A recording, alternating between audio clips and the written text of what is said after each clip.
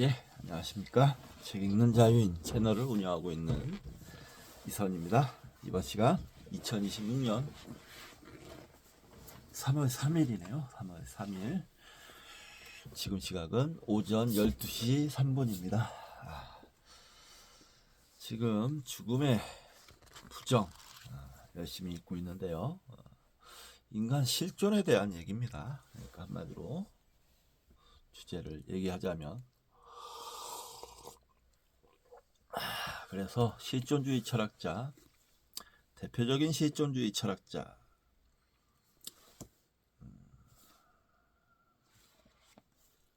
책을 한 권 소개시켜 드리도록 하겠습니다. 자, 장폴 샤르트르의 말. 제 대표적인 실존주의 철학자죠. 장폴 샤르트르, 정명환, 옹김, 민음사. 장폴 샤르트르 1905년 파리에서 태어났다. 2살 때 아버지를 여의고 외조부 스라에서 성장했다. 파리의 고등사범학교에서 철학을 전공했으며 1929년에는 고등학교 교사 자격 시험에 수석으로 합격했다. 이때 차석이 보바르일 거예요. 시몬 르 보바르. 1939년 2차 대전 발발과 동시에 징병되었다가 포로가 되었다. 1941년 수용소에서 석방되어 복직하고 메를로 퐁티와 사회주의와 자유라는 이름의 저항단체를 조직하였다. 1943년 까미와 교우를 시작했고 이 무렵부터 저항운동을 하는 지하 잡지에 기고했다. 이후 존재와 무, 파리 때, 자유일기일, 실존주의는 휴머니즘이다. 공손한 창부, 문학이란 무엇인가, 더러운 손 등의 저작을 계속해서 발표, 실존주의라는 말과 더불어 그의 명성은 세계적으로 퍼졌다. 1964년 노벨 문학상 수상을 거절했다. 1980년 사망하여 몽파르나스 묘지에 안장되었다. 장폴 샤르트르. 옹기니 정명환 서울대학교 물리대학 불문학과를 졸업하고 한국외국어대학교 서울대학교 가톨릭대학교 불문학과 교수를 역임했다. 장폴 샤르트르. 차례 아주 간단합니다. 1부 읽기, 2부 쓰기. 작품 해설, 작가 연보. 중고책으로 샀고요. 아주 싸게 샀습니다. 그러나 요즘 죽음의 부정 읽으면서 실존주의 철학의 내용을 조금씩 이해하고 있는 것 같은데, 언젠가 실존주의와 조우하게 될 때 읽어야 될 책일 것 같습니다. 자, 이어서 읽도록 하겠습니다. 죽음의 부정 미디어북 시작할게요. 123쪽 온전한 인간과 부분적 인간. 온전한 인간과 부분적 인간. 이 논의는 정신요법 전체에 깔린 기본 모순을 제기한다. 이 문제는 충분히 공론화된 적이 없다. 이 책을 마무리하면서 자세히 설명하겠지만 여기서 살짝 소개하는 게 좋겠다. 간단히 말하면 이렇다. 온전한 인간임이 이 세계에 대한 1차적 오조정을 뜻한다면 가로 열고 메슬로우를 비롯한 수많은 사람들이 촉구하는 가로 닫고 온전한 인간임을 즐기는 것을 이야기해봐야 무슨 의미가 있을까? 삶에 대한 성격학적 거짓말을 숨기는 네 겹의 신경증 방패를 걷어내면 어떻게 이 상처뿐인 승리를 즐기는 것에 대해 말할 수 있을까? 그가 자신을 제약하는 환각을 포기한 것은 사실이지만 그래봐야 훨씬 끔찍한 진정한 절망을 맞닥뜨릴 뿐이다. 온전히 인간임은 가로 열고 적어도 깨어있는 시간의 일부에는 가로 닫고 온전한 두려움과 떨림을 뜻한다. 어떤 사람의 의존, 가로 열고, 남의 힘이라는 망토에서 저절로 누리는 안전, 가로 닫고, 의존에서 벗어나 삶에 들어가도록 할 때 고독의 짐을 지는 그에게 어떤 기쁨을 약속할 수 있겠는가?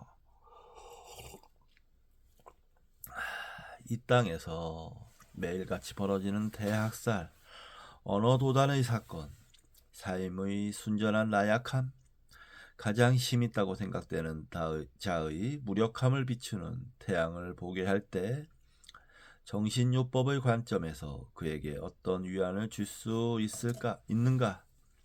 루이스 부뉴엘의 영화에서는 억압된 삶의 안전한 일상과 대조를 이루도록 미친 개를 즐겨 등장시킨다.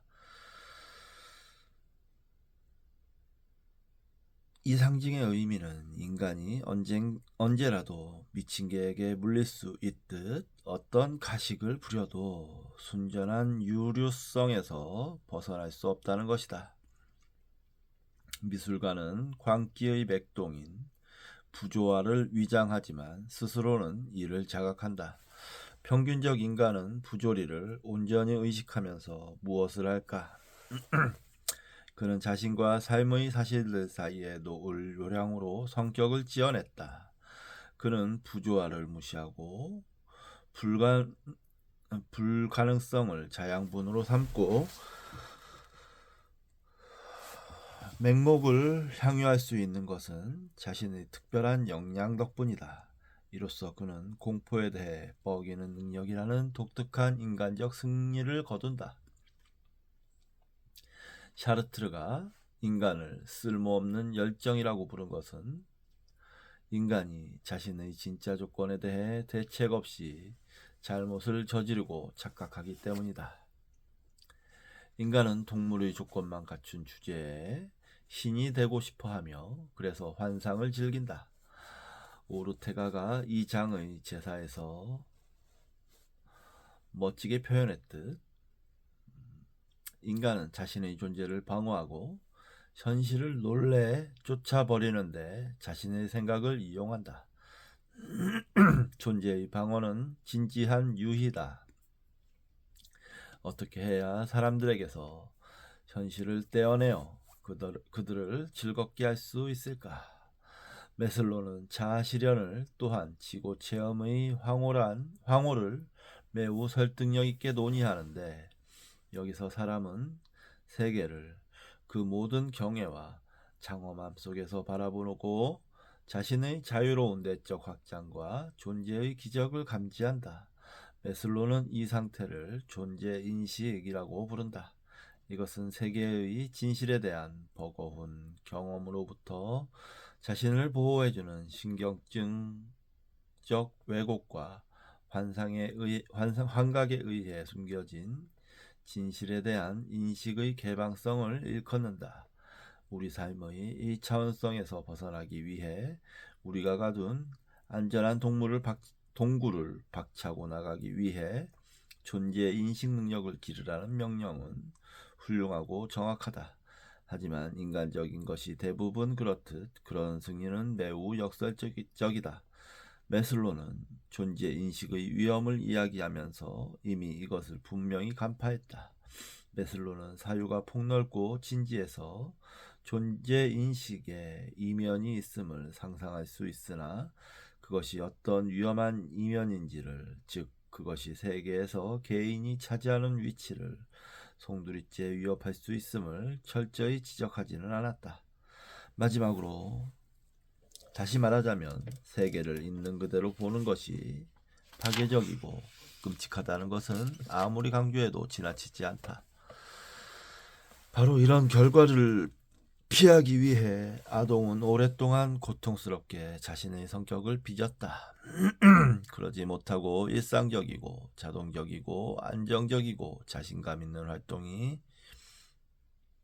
불가능해지기 때문이다. 그러지 못하면 일상적이고 자동적이고 안정적이고 자신감 있는 활동이 불가능해지기 때문이다. 인간의 세계에서 생각 없이 살아가는 것이 불가능해지며 전유라는 동물은 우주 전체와 그 의미라는 문제의 처분에 놓인다.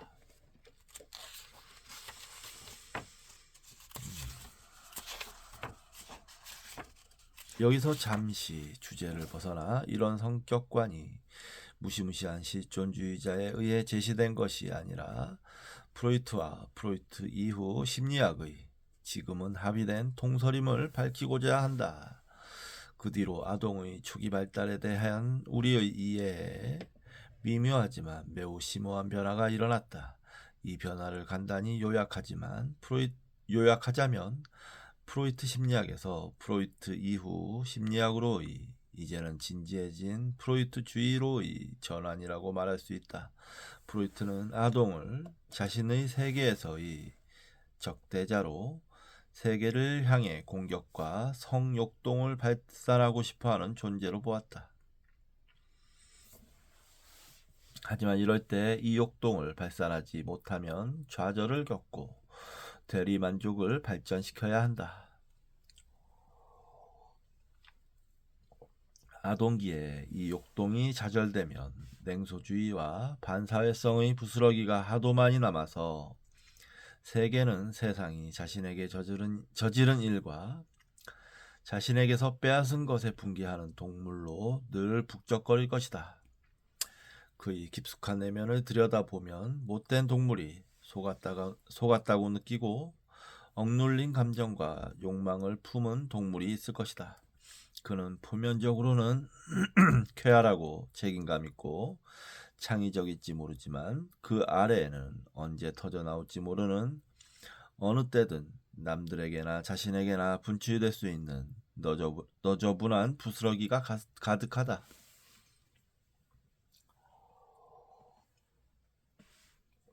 프로이트의 타고난 본능 이론은 매우 일찌감치 사회심리학 진영에서 또한 훗날 정신분석학 진영 자체에서 타격을 입었으며 그리하여 아동에 대한 새로운 시각이 전면에 등장했다. 이 시각은 아동을 중립적이고 본능이 없고 기본적으로 가변적이라고 보는 경향이 있었다. 유전적 구성과 기질의 알려지지 않은 요인들을 제외하면 아동은 전적으로 환경에 의해 빚어지는 존재로 간주되었다.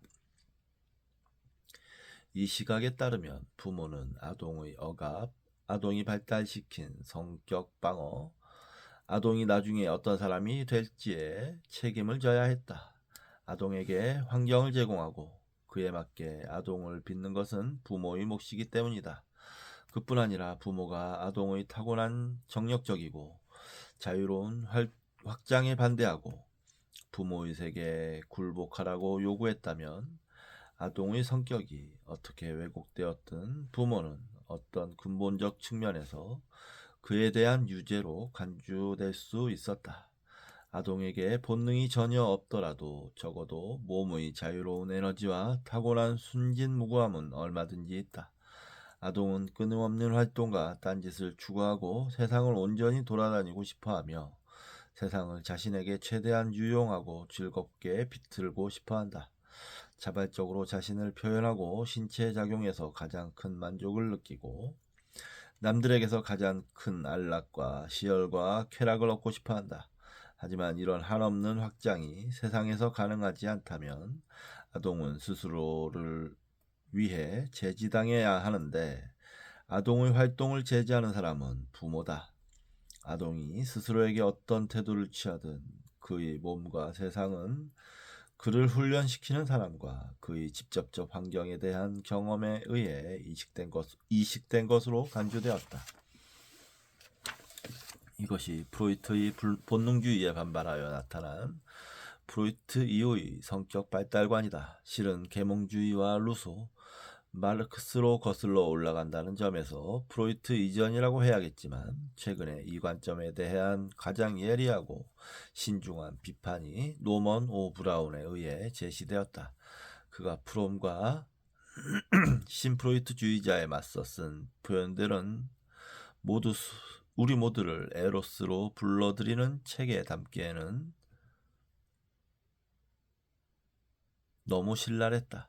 하지만 브라운의 비판에 담긴 골자는 진지했다. 최근 몇십 년간 많은 이들이 간과한 그 골자는 아동의 상황이 불가능한 것이며 아동이 세상에 맞서 스스로의 방어수단을 만들어내야 하고 세상에서 살아남을 길을 찾아야 한다는 것이다. 3장에서 보았듯 우리의 실존적 딜레마 때문에 아동의 임무는 부모와 매우 독립적이다. 아동의 태도는 부모의 기분을 맞춰줘야 할 필요성뿐만 아니라 절망적인 인간 조건 전체에 적응해야 할 필요성에서 비롯했다.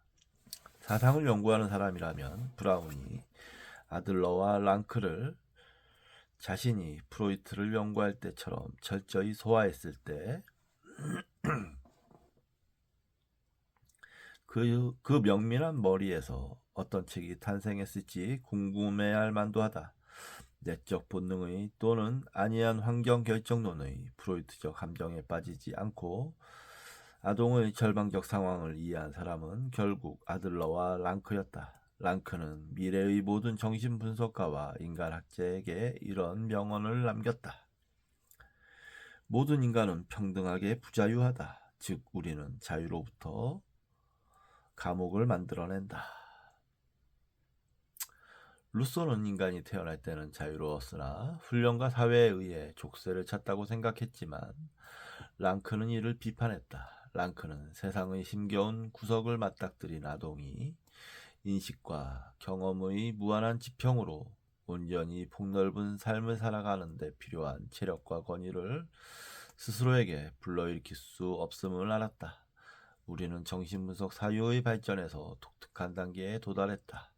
현대 정신분석학은 아들러와 랑크의 연구를 프로이트와 대등한 수준에서 온전히 통합함으로써 오류와 극단적 도식화, 엄격한 프로이트주의의 교조에 얽매이지 않고도 프로이트의 엄정함과 냉철함을 간직할 수 있었다. 내가 보기에 브라운의 책은 창시자들의 정신분석학과 가장 최근의 이론적 임상적 연구 사이의 빈틈이 어떤 본질적인 것도 상실되지 않은 채 완전히 메워졌다는 선언이다. 조현병 환자의 부모는 올바른 인간을 길러내지 못했다는 비난을 받아도 할 말이 없었지만 심지어 이 증후군에서도 강조점이 뚜렷이 달라졌으며 사람들은 인간 삶의 비극적 차원을 새로이 의식하게 되었다. 이 현상을 가장 훌륭히 요약한 사람은 해럴드 설스다. 그의 예민하고 권위 있는 개인적 진술은 역사적으로 매우 중요하다고 생각되므로 이 자리에서 길게 인용하고 싶다.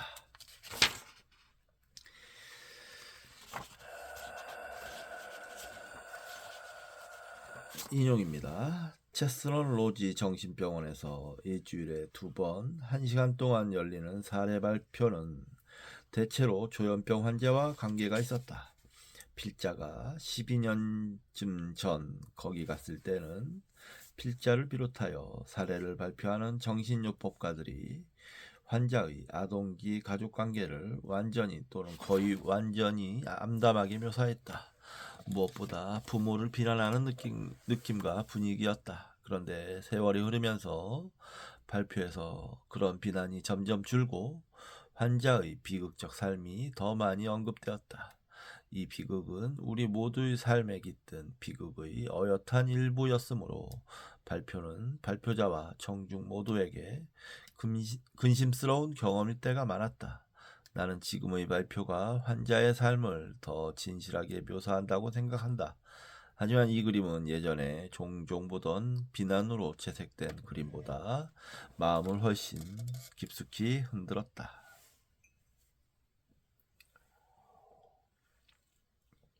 설스가 말하는 삶의 비극은 우리가 논의하던 인간의 유한성, 죽음에 대한 두려움과 삶의 압도적 측면에 대한 두려움이다. 조현병 환자가 이를 누구보다 심하게 느끼는 이유는 이것을 부정하기 위해 정상적으로 동원되는 확고한 방어수단을 만들 수 없기 때문이다.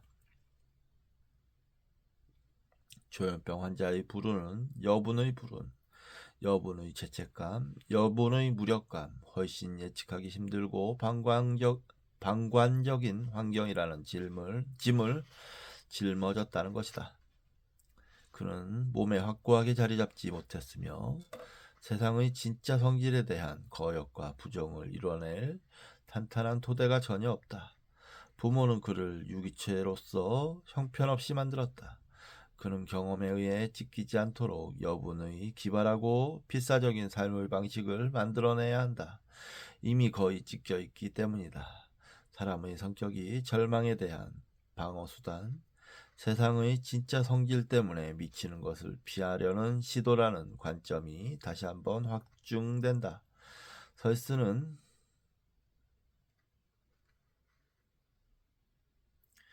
설스는 공포를 차단하지 못한 결과이자 공포와 더불어 살아가려는 필사적 전략이 바로 조현병이라고 생각한다.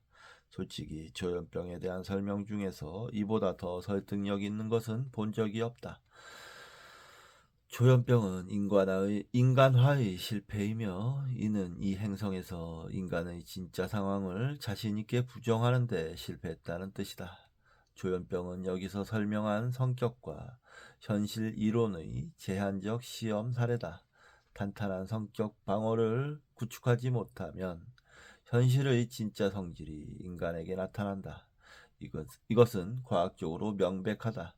인간성의 연속선상에서 조현병적 극단에 있는 사람들의 창의성은 경험의 진짜 성질에 대한 표준화된 문화적 부정을 받아들이지 못한 데서 비롯하는 창의성이다.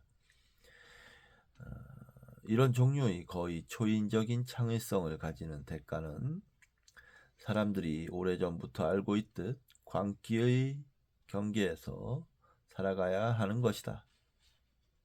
조현병 환자가 거의 초인적 의미에서 지극히 창의적인 이유는 동물로부터 가장 멀기 때문이다. 그에게는 하등 유기체의 탄탄한 본능적 프로그래밍과 평균적 인간의 탄탄한 문화적 프로그래밍이 결여되어 있다. 그가 평균적 인간의 눈에 미친 것으로 보이는 것은 놀랄 일이 아니다. 하지만 그는 어느 것의 세상에서도 미치지 않았다. 주표시가 있는데요. 조현병적 실패 문제에 대한 더 온전한 요약은 10장을 보라. 결론. 성격 기능에 대한 긴 논의를 마무리하면서 시적 글쓰기와 통찰을 보여주는 두 위대한 작품을 비교해보자. 두 작품은 300년가량 가까운 시차가 있다. 첫 번째 작품은 토머스 트러헌이 쓴 것으로 아동이 자동적 반응을 지어낼 수 있기 전에 그의 인식에 나타나는 대로 이 세상을 아름답게 묘사한다. 트러헌이 묘사하는 것은 아동의 순진무구한 인식이다.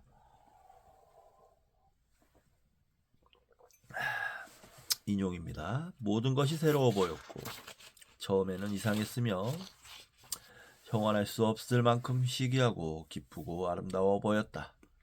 밀은 동쪽의 불멸하는 곡식으로 거둘 필요도 심을 필요도 없었다.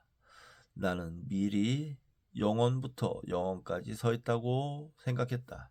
길거리의 흙과 돌은 황금처럼 귀했으며 성문들은 처음에는 세상의 끝이었다. 성문 중 하나를 통해 처음 본 초록의 나무들에 나는 넋을 잃었다. 나무의 감미로움과 범상치 않은 아름다움에 심장이 뛰었으며 황홀하여 미칠 지경이었다. 나무는 너무도 신기하고 경이로웠다. 인간이여, 나이든 인간은 얼마나 존경스러운 피조물로 보였던가. 불멸의 거룩이여. 여기 거룩이라는 것은 사람과 동물, 새의 모습을 한 천상의 존재랍니다. 불멸의 거룩이여. 그리고 청년들은 빛나고 반짝이는 천사였으며 처녀들은 삶과 아름다움의 기묘한 스랍 같은 존재였다. 스랍은 유대교, 그리스도교, 이슬람교 문학에 등장하는 천상의 존재랍니다. 길거리에서 뛰노는 소년과 소녀는 움직이는 보석이었다. 나는 그들이 태어났다거나 죽어야 한다는 사실을 알지 못했다. 도시는 에덴에 세워진 것 같았다.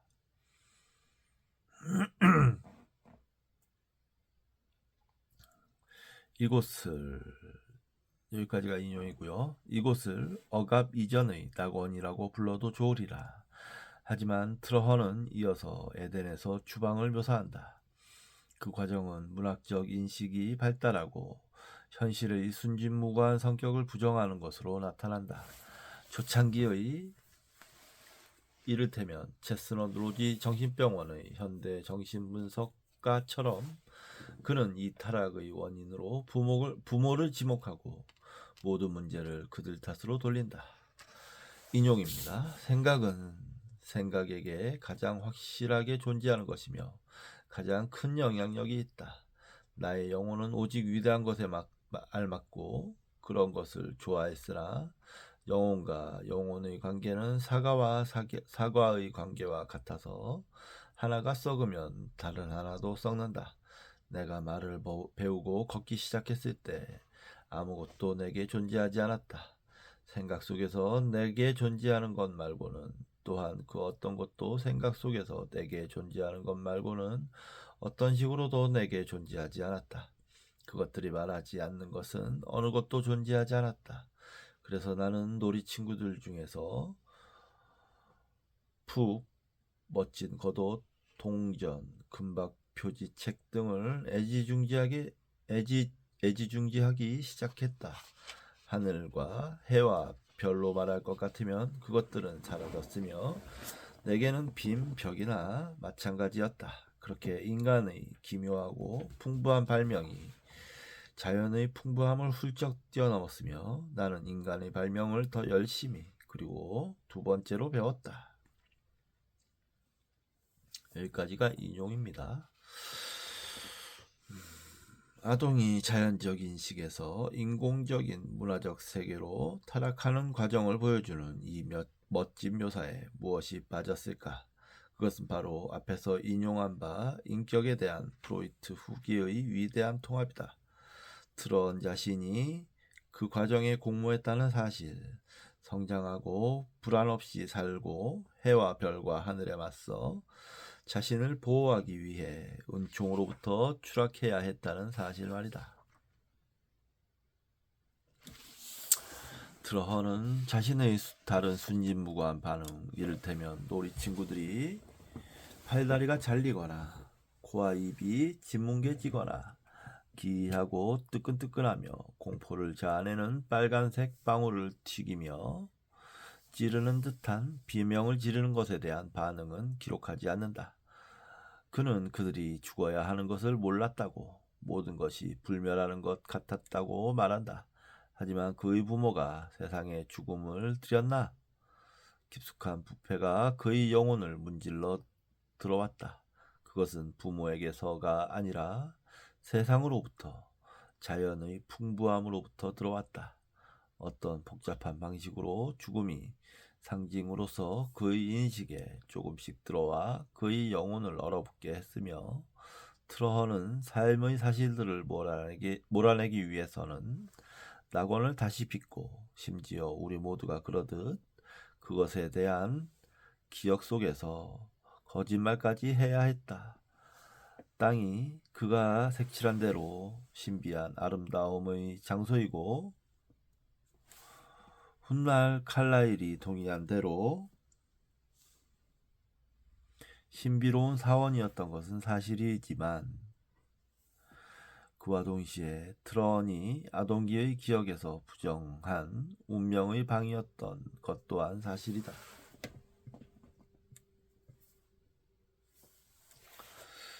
인간 조건의 총체성은 인간이 다시 떠올리기에는 너무 괴로운 것이다. 그는 자신의 세상이 기쁨을 누리기에 안전한 곳이길 바라며 자신의 운명에 대해 남들을 비난하고 싶어한다. 인간 조건의 온전한 엄정함에 대한 현대 시인의 인식을 트러헌과 비교해보자. 마샬이 앤더슨은 우리가 운명의 방에서 어떻게 살아야 하는지, 스스로를 보호하려면 무엇을 해야 하는지를 날카로운 통찰로 이야기한다. 인용입니다. 우리는 기쁨을 위해 질병을 늘리고 지독한 갈망을 부끄러운 의심을 만들어내고 허락받은 사치를 누리고 밤에 식사하고 내면을 아수라장으로 만들고 나오지 않으려 든다. 왜 그래야 하나? 미묘한 복잡성을 벗겨내면 누가 태양을 생각하면서 두려워하지 않을 수 있으랴. 이것은 사색에 맞선 우리의 은신처요. 명백하고 뚜렷한 것으로부터의 유일한 피난처다. 누가 어두컴컴한 곳에서 기어나와 화창한 공기 속에 무방비 상태로 설 수 있을까? 비뚤어진 것에 대한 공포 중에서 가장 확실한 것은 절망에 대한 가장 빛나는 공포이니 그것은 우리의 가장 깊숙한 욕구가 얼마나 단순하고 얼마나 날카롭고 충족하기가 얼마나 불가능한지 아는 것. 여기까지가 인용입니다.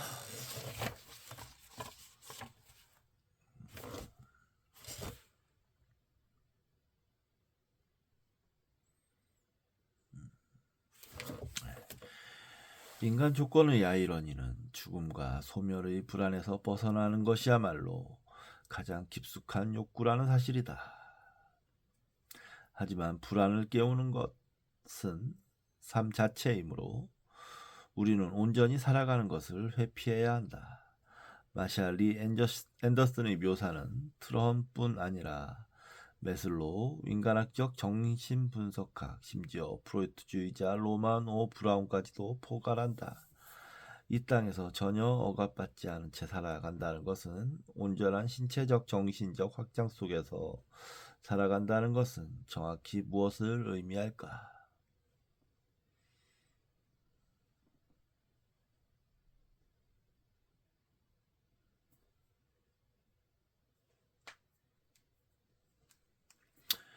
그것은 광기의 상태로 다시 태어나는 것을 의미할 뿐이다. 브라운은 자신의 프로이트 해석에 담긴 철저한 급진성을 경고하면서 성격 특질은 말하자면 은밀한 정신증이라는 피렌치의 통찰을 자신이 따른다고 강조한다. 이것은 충격적인 과학적 진실이며 우리도 브라운과 더불어 그 말에 동의했다. 프로이트의 시대에는 사람들이 그런 진실에 합의하는 것이 힘들어 보였더라도 언젠가는 확고하게 합의하게 될 것이다. 하지만 이 진실 뒤에 있는 오싹한 현실은 더 심란하며 그것에 대해 우리가 할 수 있는 일이나 할 수 있게 될 일은 별로 없는 듯하다. 내 말은 성격 특질이 없으면 완전히 적나라한 정신증이 있어야 한다는 뜻이다. 이 책 말미에는 성격 방어가 없는 새로운 인간에 대한 브라운의 논증과 인류가 두 번째 순수로 재탄생하리라는 그의 희망에 담긴 기본적 모순을 요약하고자 한다. 하지만 지금은 마샬이 앤더슨의 완벽한 과학적 도식을 인용하는 것으로 충분할 것이다. 인용입니다. 미묘한 복잡성, 즉 현실에 대한 억압, 부정, 오인을 벗겨내면 누가 태양을 생각하면서 두려워하지 않을 수 있으랴.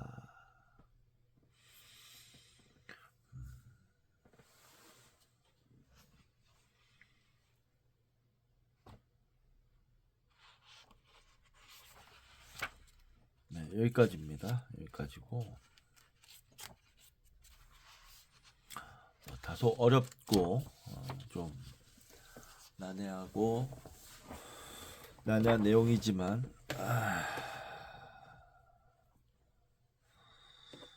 조금은 그래도 읽다 보니까 이해할 수 있는 부분도 있네요. 그 부분이 좀 인상 깊은데 조현병은 가장 인간적이다. 동물에서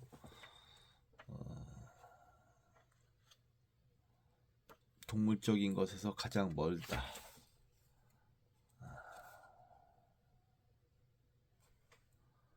라는 것.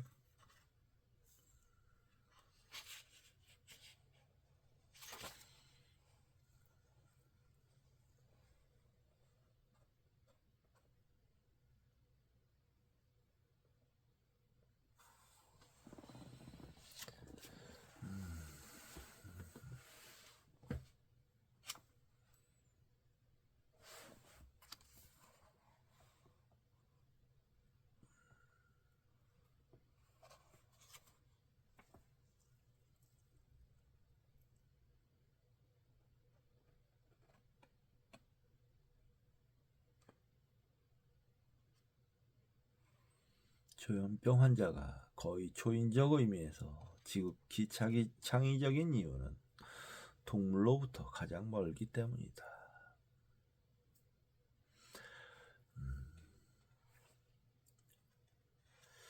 성격화가 잘못됐기 때문에 조현병이 생긴다라는 건가? 아무튼 뭐 알겠습니다. 이번 시간은 빨리 마치도록 하겠습니다. 내용도 짧았고, 자, 잠을 자야 되겠네요. 이제 일을 미리 잡아놨기 때문에 일찍 자고 내일 일을 하도록 하겠습니다. 자, 이번 시간 여기서 마치도록 하겠습니다. 안녕히 주무십시오.